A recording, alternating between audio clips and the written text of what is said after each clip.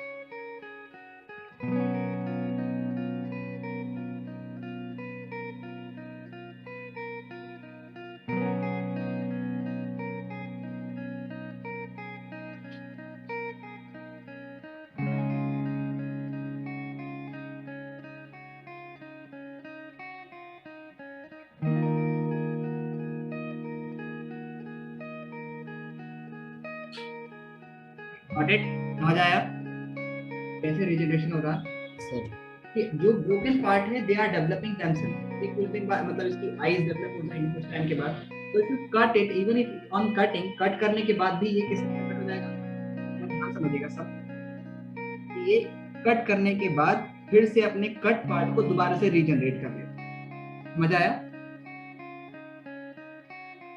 Got it sir okay देखो ये eyes develop होना शुरू हो जाएंगी उसके बाद देखो ये सबसे प्रिमिटिव ऑर्गेनिज्म है जिसके अंदर सबसे पहले आईज आपको देखने को मिलती है सबसे पहले आईज इसी ऑर्गेनिज्म के अंदर पाई जाती है इससे छोटे ऑर्गेनिज्म में आईज नहीं होती जैसे अमीबा हो गया हमारा दूसरे ऑर्गेनिज्म है तो उसमें आईज नहीं होती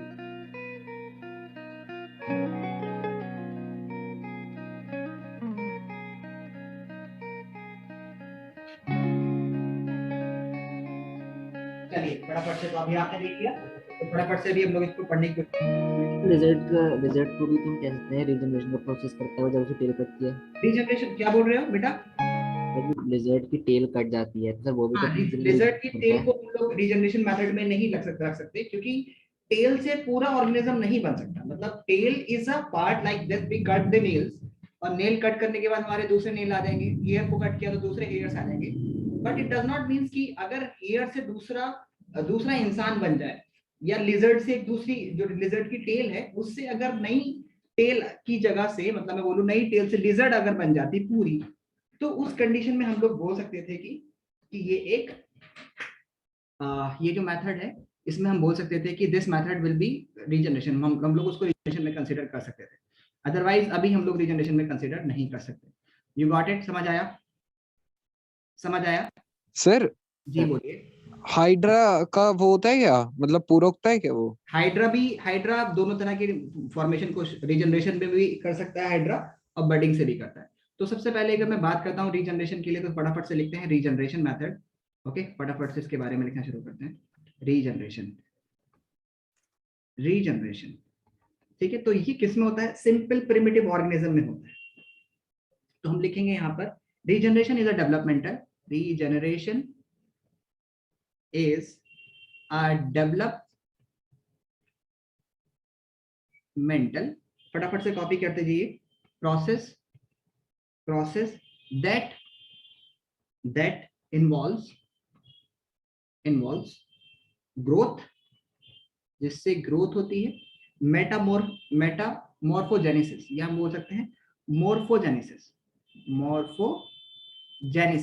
मोर्फोजेनेसिस मतलब हम लोग बोल सकते हैं कि एक तरह का सेम अपीयरेंट डिजाइन का बन जाना, ठीक है। एंड डिफरेंशिएशन ऑफ टिश्यू,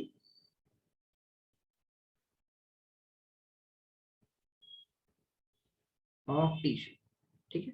ये किस ऑर्गेनिज्म में होता है? लोअर ऑर्गेनिज्म में होता है। लोअर ऑर्गेनिज्म में, लाइक लोअर ऑर्गेनिज्म जैसे कि कौन कौन से, जैसे कि एग्जांपल मैं बोलूं तो like sponges that you have studied in the 9th class biology में, अगर आपने पढ़ा हो। डाइवर्सिटी नहीं पढ़ा क्योंकि आपने तो कट ही कर दिया उस सिलेबस से पार्ट। सेलिएंट ट्रेट हो गया, सेलिएंट ट्रेट्स एंड प्लेटीहेल्मिन्थेस प्लेरिया एक प्लेटीहेल्मिन्थेस। अभी आपको क्या पता कि प्लेटीहेल्मिन्थेस क्या होता है?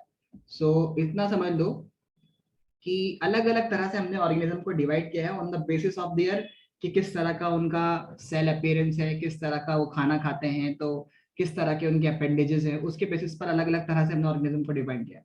तो स्पॉन्जेस, सेलिएंट ट्रेट और प्लेटीहेल्मिन्थेस,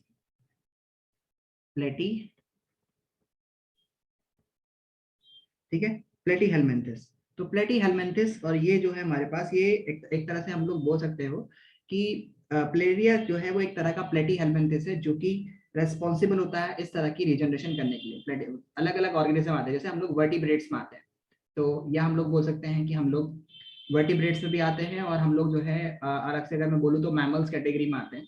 तो इसी तरह से प्लेटीहेल्मिन्थेस, सेलिएंट ट्रेट, स्पॉन्जेस अलग अलग तरह के ऑर्गेनिज्म होते हैं जो हमसे छोटे, बहुत ही सिंपल ऑर्गेनिज्म होते हैं।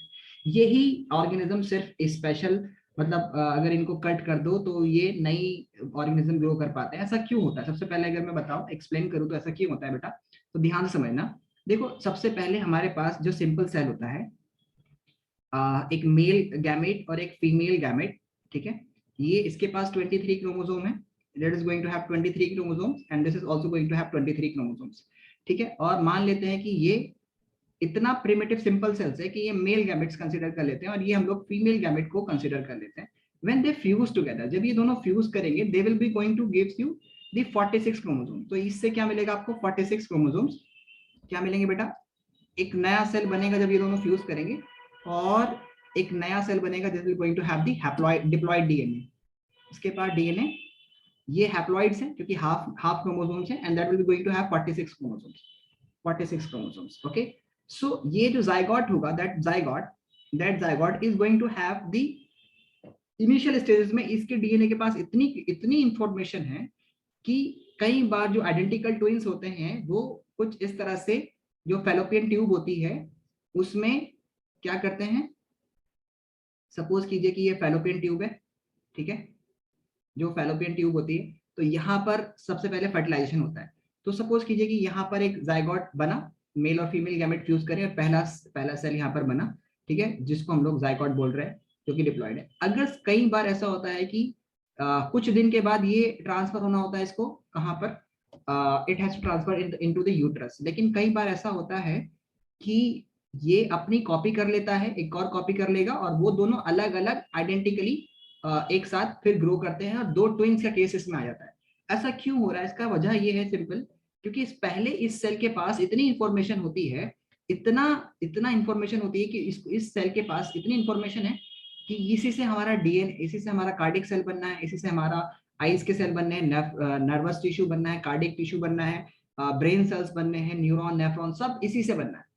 तो इस सेल के पास बहुत इंफॉर्मेशन है, तो शुरुआत में ही अगर इसकी कॉपी हो जाए तो समझ लो कि इसके अंदर जो होगी ना, बहुत ज्यादा इंफॉर्मेशन होगी, बहुत ज्यादा इंफॉर्मेशन होगी, और इसकी कॉपी से एक नए नए ऑर्गेनिज्म को आप गिव राइज कर सकते हो। मतलब नया ऑर्गेनिज्म बिल्कुल इसके पास, मतलब बहुत इंफॉर्मेशन है। लेकिन एक पर्टिकुलर स्टेज के बाद जब सेल डिवाइड करते करते पहुंच जाएगा, तो कार्डिक सेल सपोज कीजिए हमारा बन गया, तो कार्डिक सेल के पास इतनी इंफॉर्मेशन नहीं है कि वो हमारे दूसरे बॉडी पार्ट्स को गिव राइज कर सके या बना सके। तो कार्डिक सेल के पास उतनी इंफॉर्मेशन नहीं है। तो हम बोलेंगे कि जब कार्डिक सेल के पास उतनी इंफॉर्मेशन नहीं है, तो कार्डिक सेल से नहीं बन सकता।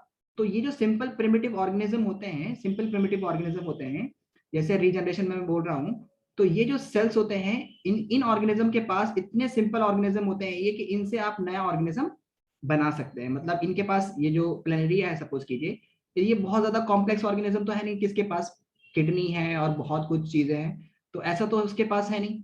तो सिंपल एक ऑर्गेनिज्म है, this is a simple organism, जिसके पास इंफॉर्मेशन है कि अपने हर एक बॉडी पार्ट को कैसे बनाना है। तो अगर आप इसको यहाँ से कट कर दोगे, यहाँ से कट कर दोगे, तो ये फिर से रीग्रो लेता है अपने दूसरे बॉडी पार्ट्स को। ठीक है, इसमें बहुत ज्यादा कॉम्प्लेक्सिटी नहीं होती है, सिंपल ऑर्गेनिज्म होता है, जिसमें अगर आप इसको कट करोगे तो नया ऑर्गेनिज्म इससे बन जाएगा। लेकिन अगर हमारी बॉडी में अगर कट कर दिया गया, तो हम लोग नहीं ग्रो कर सकते, मल्टी सेलुलर ऑर्गेनिज्म नहीं ग्रो कर सकते इस तरह के मेथड से। क्यों नहीं ग्रो कर सकते? उसकी एक सिंपल सी वजह यह है, क्योंकि हम लोग के अंदर एक सेल डिफरेंशिएशन आ गई है। हर सेल के पास इंफॉर्मेशन नहीं है कि अदर सेल्स कैसे बनेंगे, और फिर हमारी बॉडी में हर एक पार्ट, एक वाइटल ऑर्गन इंपॉर्टेंट होता है बॉडी को प्रॉपरली वर्क करने के लिए। तो हम लोग सरवाइव भी नहीं कर पाएंगे बिना अपने बॉडी पार्ट्स के। सो हम लोग नहीं पॉसिबली इस तरह से कर सकते। लेकिन रीजनरेशन जो है वो बहुत सिंपल ऑर्गेनिज्म में होती है, क्योंकि इनके पास क्या होते हैं, स्टेम सेल्स होते हैं। स्टेम सेल्स हम बोलेंगे, स्टेम सेल्स आर दो सेल्स, वो सेल्स होते हैं जिसकी वजह से ये, मतलब स्टेम सेल हम बोल सकते हैं वो छोटे सेल्स या बहुत प्रिमिटिव सेल्स या बहुत अर्ली स्टेजेस के सेल्स को हम लोग स्टेम सेल बोलते हैं, जिनके पास पूरी इंफॉर्मेशन होती है कि किस तरह से पूरी बॉडी बनाई जा सकती है। जैसे सिंपल स्टेज में पहले जाइगोट बनता है, जब मेल और फीमेल गैमेट फ्यूज करते हैं, तो जब जाइगोट मल्टीप्लाई करना शुरू करेगा, तो अर्ली स्टेजेस में इसके पास बहुत इंफॉर्मेशन है, इन सेल्स के पास बहुत इंफॉर्मेशन है कि कौन से बॉडी पार्ट्स को से क्या बनना है। लेकिन बाद में ये इंफॉर्मेशन जो है, एक तरह से सेल डिफरेंशिएशन आ जाएगा, एक पर्टिकुलर टाइम के बाद एक पर्टिकुलर सेल सिर्फ एक ही काम, एक ही तरह का सेल होगा, उसके पास हर एक सेल बनाने कोडिंग नहीं होगी। समझ आया? Yes sir. ठीक है, yes sir.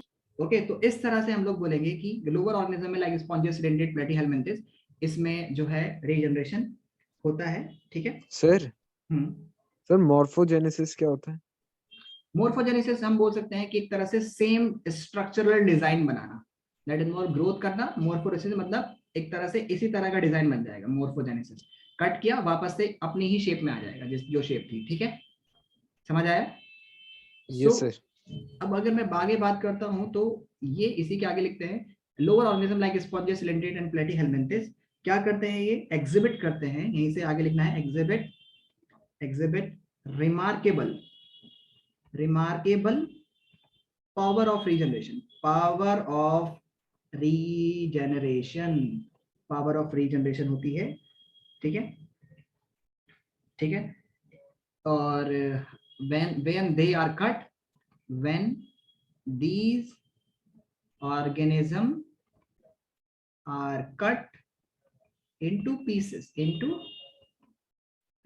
then each piece has capability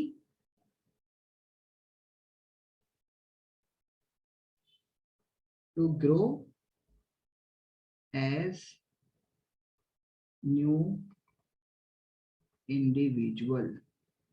समझ आया? समझ आया? Yes sir. सो ये इंपॉर्टेंट पार्ट है, ठीक है। उसके बाद अगर मैं बोलता हूं कि एक सवाल आता है कि why regeneration can not be considered as an asexual method of reproduction, क्योंकि रीजनरेशन में क्या होता है कि एक ऑर्गेनिज्म जो कट करोगे आप उसको थर्ड पार्टी डिपेंडेंसी हो गई नहीं हो गई, और कोई भी ऑर्गेनिज्म नहीं चाहता कि वो कट करे in order to reproduce. So because in regeneration organism need to depend on another organism to being cut in order to reproduce. Moreover, no organism will like to prefer to being cut in order to reproduce. समझ आया? समझ आया? Yes sir. क्यों इसकी वजह से regeneration sir methods? हाँ बोलो। कुछ नहीं सर। तो मगर सर दोनों में मतलब दो उसका कहाँ वो हुआ, क्या बोलते हैं उसे, क्या बोलते दो हैं? पेरेंट कहाँ इन्वॉल्व हुए हैं, मतलब यहाँ पे तो एक ही है ना जो भी है। एक ही इन्वॉल्वमेंट है, लेकिन इसमें ना कट होना भी तो पड़ रहा है ना, कट, ये एनसीईआरटी की लाइंस है, ठीक है, कि इसमें ऑर्गेनिज्म को कट करना पड़ता है इन ऑर्डर टू रिप्रोड्यूस, मतलब, और थर्ड पार्टी डिपेंडेंसी आ गई है जिसमें एक तीसरा इंसान इसको कट करेगा, जब ही जाकर के नया रिप्रोडक्शन होगा, ठीक है, समझ आया? Yes sir. और कोई भी ऑर्गेनिज्म कट होना पसंद नहीं करता, living organism, in order to produce, ठीक है। एक कॉम्प्लेक्स एक आता है कि why the human beings multicellular organism या more complex organism like human being can not reproduce by regeneration method. एक क्वेश्चन और आता है इसमें, multi why more complex organism, more complex organism like human beings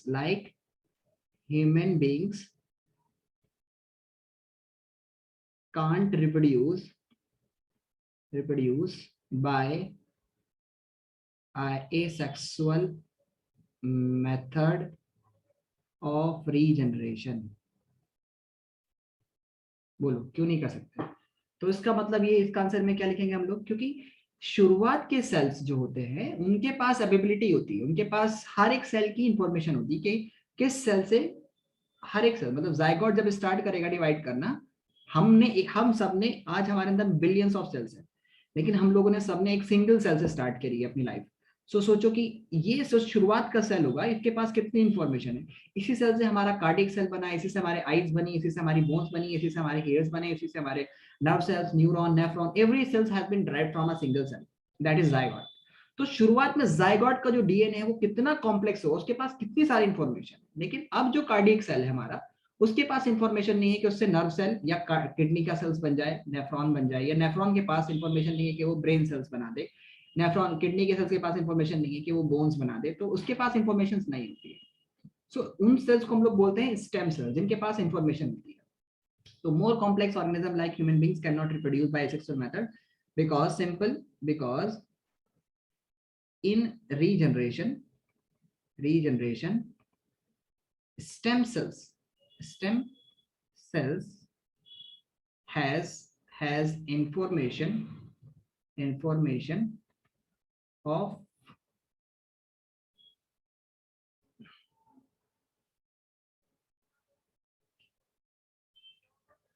all the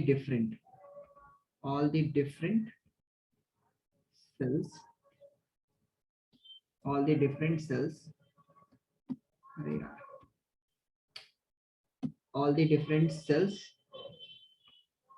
all the different cells of the body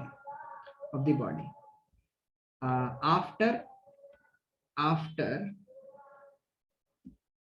ये हम बोल सकते हैं in human beings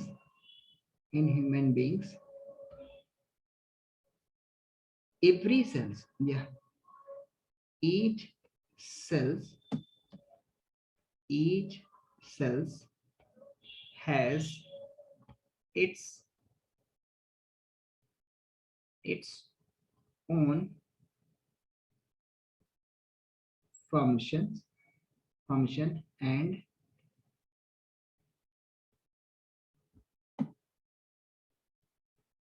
do not behave as stem cells।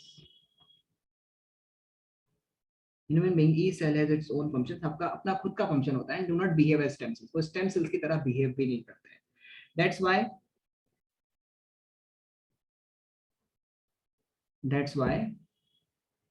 our cells,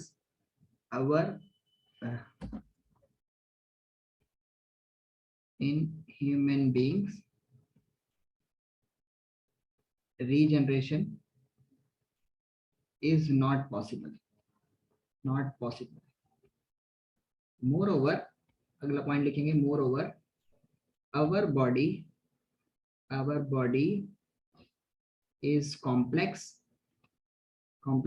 and has vital organs placed at different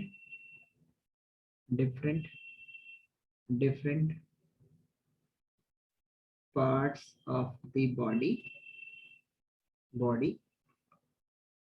different parts of the body, which plays important role in metabolism. Without these organs, life is not possible. समझ आया? बोलिए, आया कि नहीं आया? Yes, sir. Okay, एक और तरीका होता है हमारे पास. Do everyone understood? तनिष्का समझ आया? Yusuf, Syed? Yes, sir. Tanishka, you got it? Are you there? Yusuf, Sayyad, you got it? So let's move to the next part is, okay. Let's move to the next part that is another type of formation is the which हम लोग बोलेंगे that is the हमारे पास अलग तरह का reproduction होता है, that is the fragmentation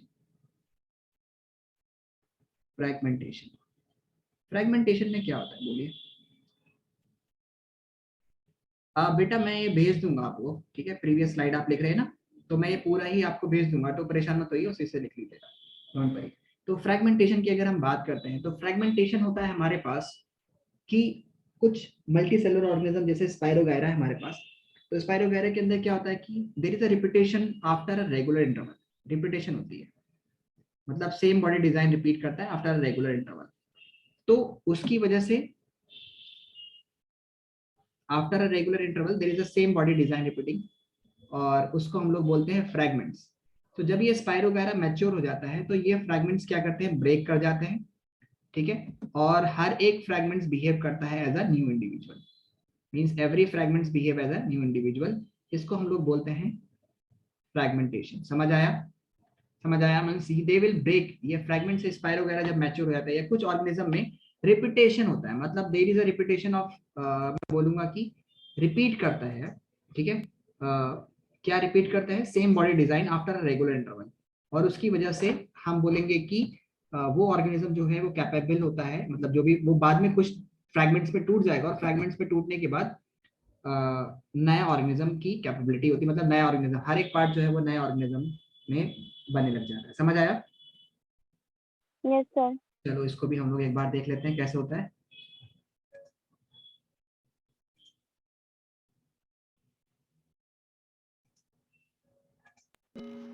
देखो, दिख रहा है? ये देखो, सेम बॉडी डिजाइन रिपीट कर रहा है स्पाइरोगायरा में. कुछ टाइम के बाद ये क्या करेगा?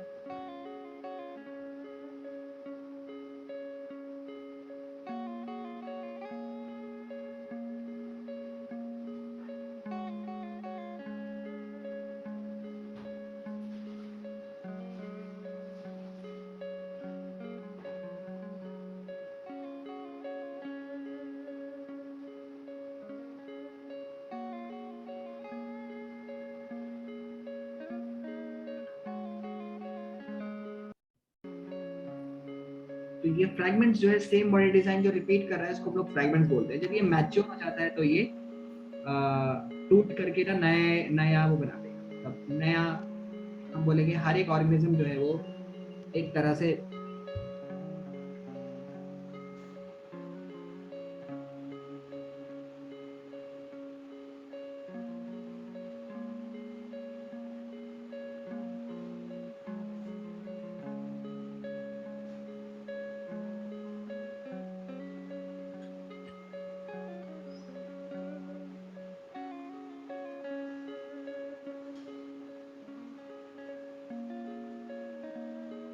समझ आया?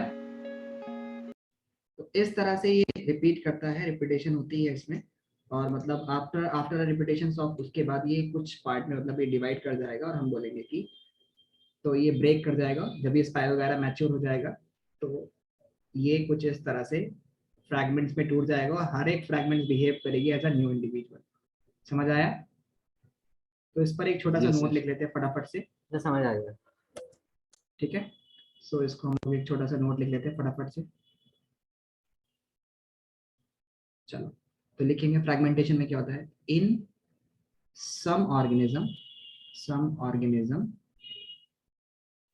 like Spirogyra, there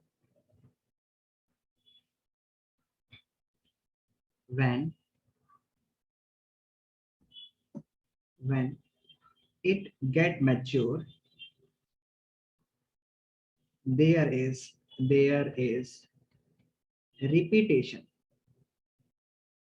repetition of same body design, same body design का रिपीटेशन होता है।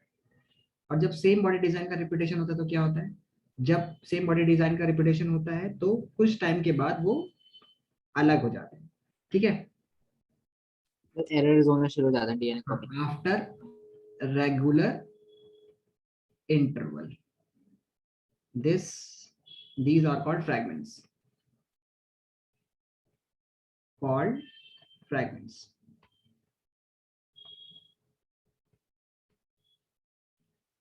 after some times these fragments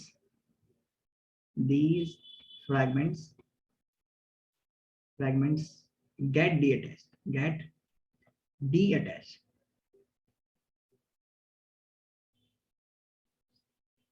and behave as new organism। समझ आया फ्रैगमेंटेशन क्या होता है? अच्छा, इस अब बताइए फ्रैगमेंटेशन और रीजनरेशन में क्या फर्क है, बताइए। What is the difference between fragmentation and regeneration? तो फ्रैगमेंटेशन में होता है कि रेगुलर जब वो मैच्योर हो जाता है तो फिर वो रेगुलर इंटरवल पे टूट जाते हैं। और उसमें जो था रीजनरेशन में वो उसमें कट करते हैं, तब वो रिप्रोड्यूस होते हैं। हाँ, और इसमें सेम बॉडी डिजाइन रिपीट करता है आफ्टर रेगुलर इंटरवल, उसमें नहीं होता ऐसा ना, ठीक है? क्योंकि इसमें Yes, sir. फ्रैगमेंटेशन अपने आप स्प्रेड स्प्रेड जाते हैं और फिर बन जाता है बस। और ये जनरली ना एनिमल्स के अंदर हम लोगों ने पढ़ा है, एनिमल्स या फंजाई में हम लोगों ने पढ़ा है अभी तक, जो बडिंग वगैरह था फंजाई या एनिमल्स में हम लोगों ने पढ़ा है। तो ये जो एसेक्सुअल मेथड्स है हमारे पास, जो हमने वो एसेक्सुअल मेथड्स में पढ़े हैं, तो वो अभी तक हम लोगों ने किस में पढ़े, बाइनरी फ्यूजन पढ़ा है, मल्टीपल फ्यूजन पढ़ा है, ठीक है? और ये मतलब एनिमल्स की कैटेगरी में हम लोग इसको रखते हैं, या बैक्टीरिया मतलब उसमें, ठीक है? सर तो ये हाँ बोलो। सर बाइनरी फ्यूजन में सर मैंने एक साइड से पढ़ा था तो उन्होंने 3 टाइप के बताया थे बाइनरी फ्यूजन, एक लॉन्गिट्यूडिनल, ट्रांसवर्स, हाँ, लॉन्गिट्यूडल कट करने के बेसिस पर हम लोगों ने अलग अलग पार्ट में डिवाइड कर रखा है, ठीक है? तो ये रीजनरेशन हम लोगों ने पढ़ा है, रीजनरेशन भी उसी में आ गया, ठीक है? उसके बाद तुम्हारा नेक्स्ट आ गया कि क्यों नहीं होता, इस पे क्वेश्चन आता है रीजनरेशन पे, why more complex organism like human beings can't, ये क्वेश्चन आया इस पे, ठीक है? और फ्रैगमेंटेशन के बारे में हम लोगों ने पढ़ा। तो ये भी नॉर्मली जो था हमारा, ये सब एनिमल्स के बारे में या फंजाई वगैरह जो छोटे बैक्टीरिया वगैरह थे उसमें हम लोगों ने इसको किया था। अभी हम लोग चलते हैं और हम लोग पढ़ते हैं very important, that is the vegetative propagation, जो कि इंपॉर्टेंट है। वेजिटेटिव रिप्रोडक्शन भी इसको बोल सकते हो, रिप्रोडक्शन, और इसको आपने वेजिटेटिव प्रोपेगेशन भी बोल सकते हो। ये एक्चुअल में क्या है, this is the asexual method of growing plants. Sir plant जो है स्टेम्स, रूट या फिर लीफ के थ्रू रिप्रोड्यूस करते हैं। Very good. Asexual method of growing new plants, नए प्लांट्स को ग्रो करने के लिए, ठीक है? उसको हम लोग क्या बोलते हैं, वेजिटेटिव प्रोपेगेशन बोलते हैं। समझ आया? सो अभी अगर मैं बात करता हूँ, ध्यान से समझिएगा, ठीक है? तो एसेक्सुअल मेथड जो है, उस मेथड में हमने अब प्लांट्स को कैटेगराइज कर लिया, यानी अभी तक हम लोग बैक्टीरिया वगैरह पढ़ रहे थे, अभी हम लोग वेजिटेटिव प्रोपेगेशन, यानी वेजिटेटिव तो समझ में आ गया, प्लांट्स के लिए ही होगा, रिप्रोडक्शन या प्रोपोगेशन दोनों इसको हम लोग बोलते हैं। अब इसमें क्या होता है, वेजिटेटिव प्रोपोगेशन की अगर मैं डेफिनेशन लिखूं तो क्या होगी, वेजिटेटिव प्रोपोगेशन और रिप्रोडक्शन दोनों ही है। सो हम बोलेंगे it is an asexual method of growing new plants, नए प्लांट्स को ग्रो करना फ्रॉम their vegetative parts, उनके vegetative parts like stem, root, leaves, vegetative parts होते हैं, ये रिप्रोडक्टिव पार्ट्स नहीं होते, ठीक है। without involvement of their reproductive organs, without involvement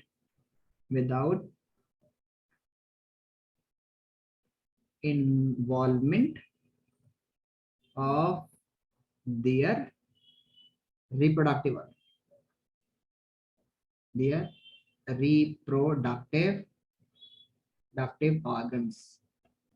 organs like जैसे कि फ्लावर्स या फ्लावर्स को आप यूज कर सकते हो, या सीड्स वगैरह को आप इनको बिना यूज करे ऐसे अगर आप प्लांट को ग्रो कर पाएंगे तो उसको हम लोग वेजिटेटिव प्रोपोगेशन बोलते हैं। समझ में आया? Yes sir. Yes sir.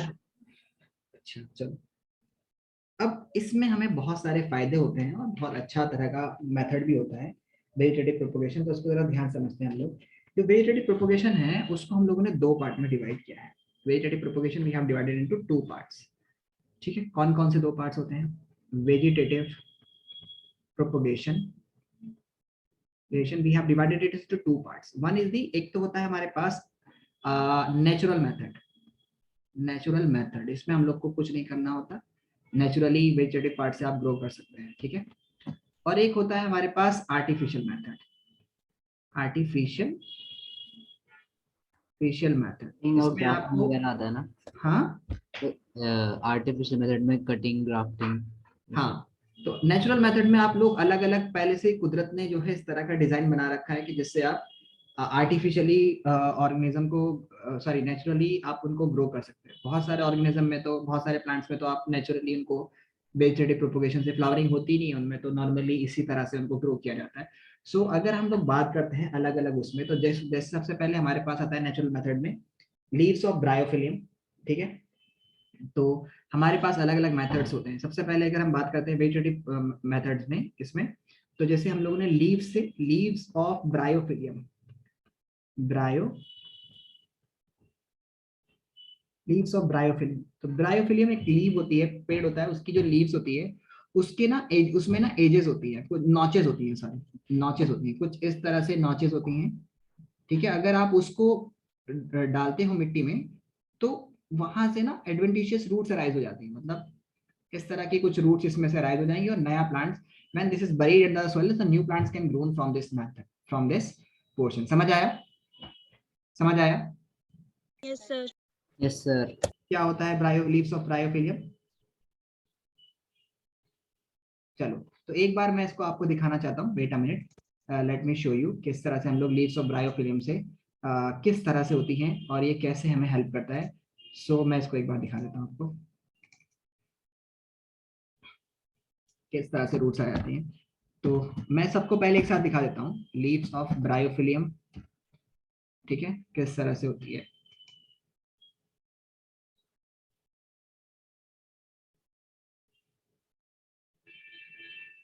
तो उसमें कुछ एडवेंटिशियस रूट्स होती है जिससे अगर आप उसको डालते हो मिट्टी में तो वहां से वो नए प्लांट उससे ग्रो हो जाते हैं। ओके, चलो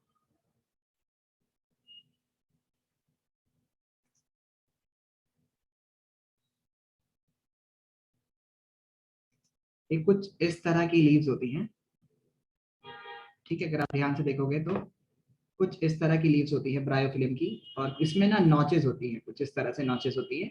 अगर आप इसको मिट्टी में डालोगे तो इसकी लीव से ना साइड से, ये ब्रायोफिलियम की लीव से, is it visible to you?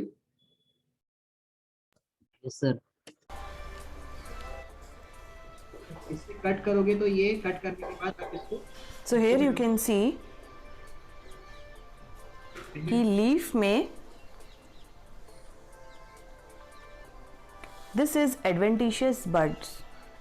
Okay, सो जब ये सॉइल में गिर जाते हैं, लीफ ऑटोमेटिकली अपने आप ही गिर जाते हैं, ओके, एंड देन जितने भी लीफ गिरते हैं सॉइल में, so they grow into new plants. For example here you can see कि यहाँ पे कुछ लीफ गिरे हैं, सो ये देखो ये नए प्लांट बन गए हैं। I will show you one more example that I have, मैंने लेके इस पे लगाया है। So here also you can say see that ये न्यू प्लांट्स में डेवलप हो गए। That means leaf. समझ आया कि एडवेंटिशियस रूट्स किस तरह से? सर इसमें कुछ उगदा भी है, मतलब ब्रायोफिल्म लीव्स में? हाँ, ब्रायोफिल्म्स की इस पर ना मतलब नॉचेस आ जाती है, यहाँ पर नॉचेस होती हैं, और इसको अगर तुमने लीव्स को मिट्टी में डाल दिया या इसकी जो बर्ड्स होती है ये खुद नीचे नीचे गिर जाती है यहाँ से। और जब ये नीचे गिरती है यहाँ से, तो अभी तुमने देखा जैसे वीडियो में कि वहां से गिर जाती है, और गिरने के बाद अगर उसको मिट्टी में सही से इसको वाटर वगैरह मिल जाता है तो नई नया प्लांट वहां से ग्रो कर जाता है। समझ आया? Yes sir. ठीक है, सो हम लिखेंगे leaves of bryophyllum, leaf of bryophyllum have notches on the surface from which adventitious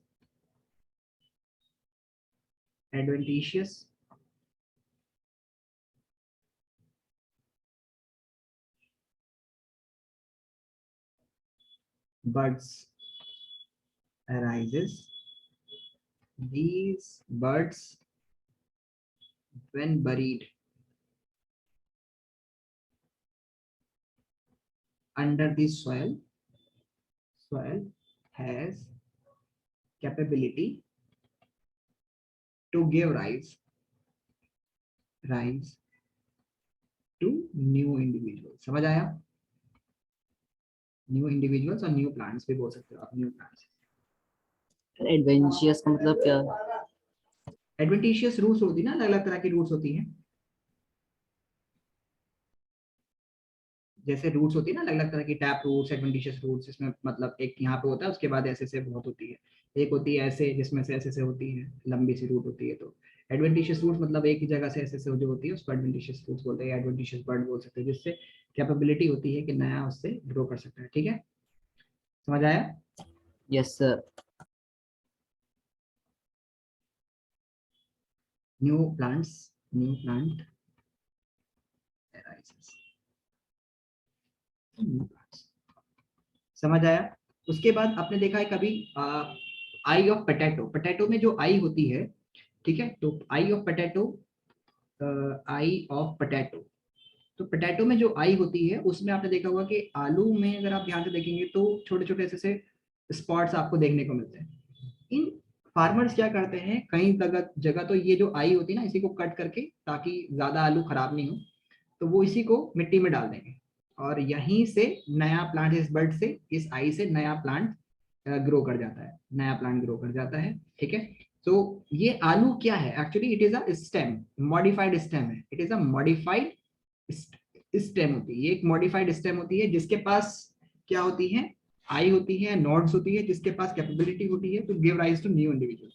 so in order to store food, आलू जो होता है वो इस तरह का मॉडिफाइड स्टेम होता है, जो मिट्टी के अंदर अगर, और उसके अंदर क्या होती है, आईज होती हैं, मतलब नोड्स होती है एक तरह से, और वहां से कैपेबिलिटी होती है कि वो नए ऑर्गेनिज्म को गिव राइज कर सकता है। यानी आलू से आप नए प्लांट को ग्रो कर सकते हैं। समझ आया? Yes sir. ओके सर पूरा पोटैटो ग्रो हो जाएगा? हाँ, पूरा पोटैटो उसी से नया प्लांट ग्रो हो जाएगा, और नया प्लांट से तो बहुत सारे पोटैटो आएंगे। ठीक है, तो एक सर बार, पोटैटो का प्लांट होता है, मतलब वो तो नहीं अंदर होता है ना? पोटैटो का प्लांट नहीं होता है बेटा। मैं दिखा देता हूँ तुम्हें, एक बार तुम देख लो कि आई ऑफ पोटैटो कैसे होता है। तो पोटैटो का प्लांट मतलब मिट्टी में आलू ग्रो होते हैं, उस टाइम मॉडिफाइड स्टेम है जो मिट्टी के अंदर दबी रहती है, जैसे जिंजर भी इसी तरह से होता है। ठीक है, यस सर।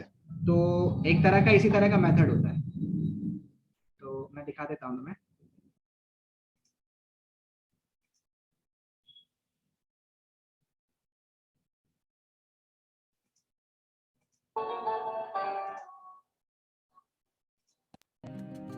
एक मिनट, ये जो आलू दिख रहा है ना, देखो कुछ इस तरह से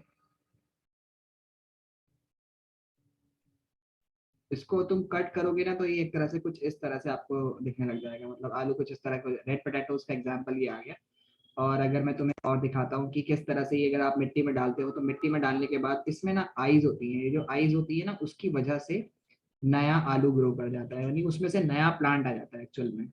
सो कैपेबिलिटी होती है, और उसको कट करते हैं हम लोग। और कट करने के बाद मतलब जहां पर नोट्स होती है ना, एक्चुअली में हम लोग वही वही वाला पार्ट को हम लोग उसमें डालते हैं। सर जी बोलिए। सर अगर हम वही जो एक पोटैटो है उसको ही डाल दें तो उससे ही नहीं उग जाएंगे और सारे? हाँ उससे उग जाएंगे, लेकिन ज्यादा बेहतर ये होता है ना कि दूर दूर हो तो ज्यादा अच्छा रहता है ना। तो देखो जैसे यहाँ पर आलू के अंदर डाला गया है, तो ये देखोगे तुम, तो यहाँ पर तुम देखो ये आलू के नोचेस हैं, एक तरह से इसको मतलब सीक लगा करके इस तरह से डाल दिया पानी के अंदर, और इसमें नोचेस हैं। और इस तरह से कुछ टाइम के बाद इसी से जो सर है कहाँ सर? वो, ये देखो अभी इसमें सीक लगा दी गई है चारों तरफ, और इसको पानी बढ़ा, देखो पानी मिलने की वजह से जहाँ पे नोचेस थी ना, तो वहां से नया प्लांट स्प्राउटेड अराइज हो चुके हैं, और वहां से ये नया प्लांट ग्रो कर जाएगा, नया प्लांट आ जाएगा। तो जो आईज होती हैं, आईज ऑफ पोटैटो, वहां से ही हम लोग इस तरह के उसको ग्रो कर सकते हैं। समझ आया? ये सर। ठीक है। इसके अलावा अगर मैं आपको दिखाता हूँ, तो you can also see it कि जिंजर में भी ऐसे ही होता है। जिंजर में भी जो अदरक होता है, अदरक में भी आपने देखा होगा कि अदरक में भी कुछ इसी तरह से आपको देखने को मिलेगा। ठीक है, तो अगर मैं अदरक को जिंजर में दिखाता हूँ, जिंजर भी एक तरह का मॉडिफाइड स्टेम है।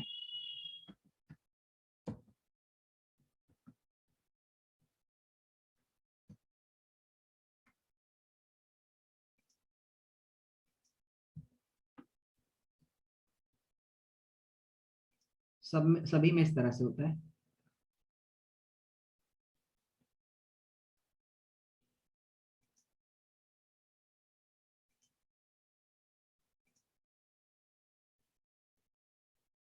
सो ये देखिए आप, यहाँ पर ये अदरक है हमारे पास, और इसमें ये जो अदरक है, इसमें तुमने देखा होगा कि इसमें ना नोट्स एंड इंटरनोट्स होती हैं अदरक में। देखो ये यहाँ से निकल के आ गया, छोटी छोटी जगह पे ये ऊपर जो होती है स्केली लीव्स होती हैं, these are the scaly leaves. ये स्केली लीव्स हैं।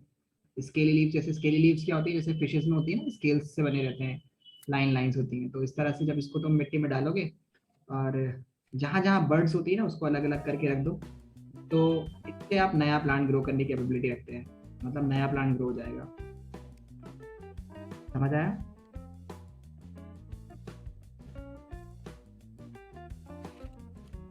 इसमें पानी डाल दीजिए, तो कुछ टाइम के बाद, पानी डालने के बाद इसमें से नई नई रूट्स अराइज होते हैं, थोड़ा सा ह्यूमिडिटी होने के बाद, और इसको फिर मिट्टी में डाल देंगे, तो यहीं से नया प्लांट ग्रो कर जाएगा। समझ आया? Yes sir. ठीक है, तो इस तरह से बहुत सारे प्लांट्स होते हैं हमारे पास जिसमें हम लोग कर सकते हैं, कैरेट्स में, रूट्स में। ठीक है, उससे भी नया प्लांट ग्रो कर सकता है। और एक अलग अलग हमारे पास होते हैं, चलो और दिखाता हूँ मैं तुम्हें भी, जिसमें हम लोग बल्बिस ऑफ अगेव होता है, जो कि चेरी लाइक, मतलब जामुन की तरह थोड़ा सा होता है, जिसमें अगेव प्लांट, तो उसको भी दिखा देते हैं। तो उसमें भी कुछ इसी तरह से होता है कि अगर आप उसको मिट्टी में डाल देंगे, तो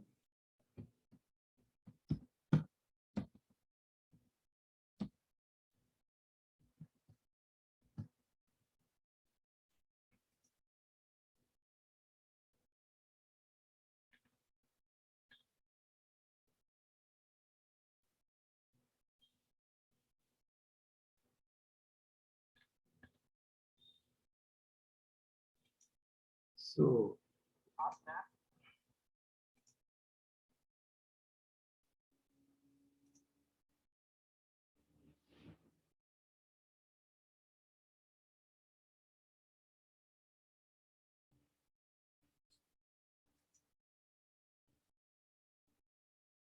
अगर मैं दिखाता हूँ पर आप, तो ये एक प्लांट होता है जिसमें छोटे छोटे ना बॉल लाइक स्ट्रक्चर्स आते हैं, इसको हम लोग अगेव बोलते हैं, बल्बिस ऑफ अगेव। दिख रहे हैं ये बॉल लाइक स्ट्रक्चर्स?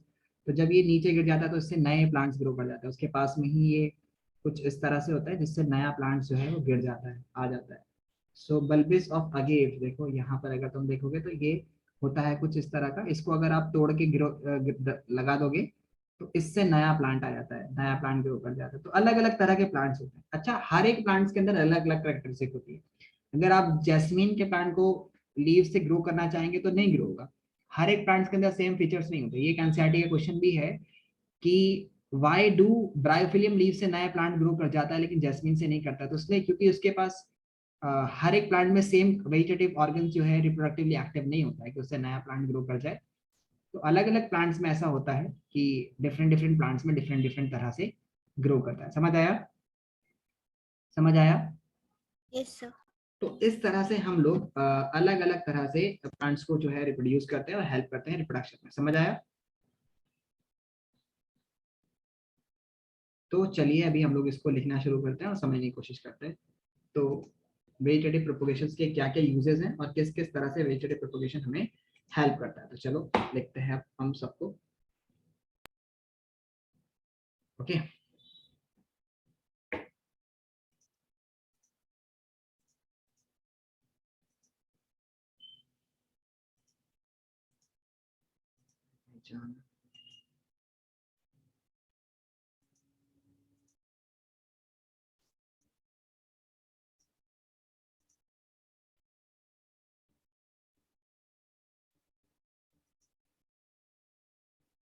चलिए तो अभी हम लोग लिखना शुरू करते हैं। चलिए, सो अभी मैं बात करता हूँ आई of potato.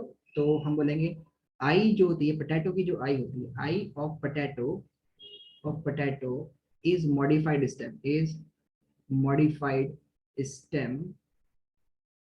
I of potato नहीं, potato is a modified stem. ठीक है, potato is modified stem, is modified stem which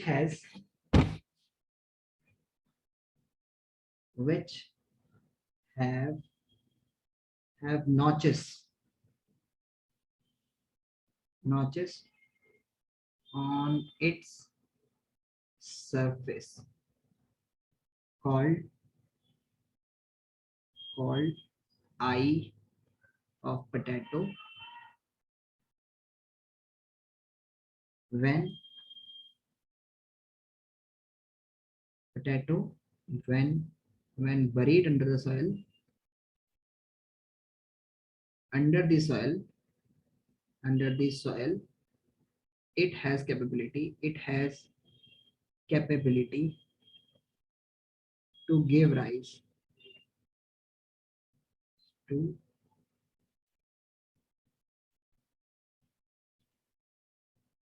new plants.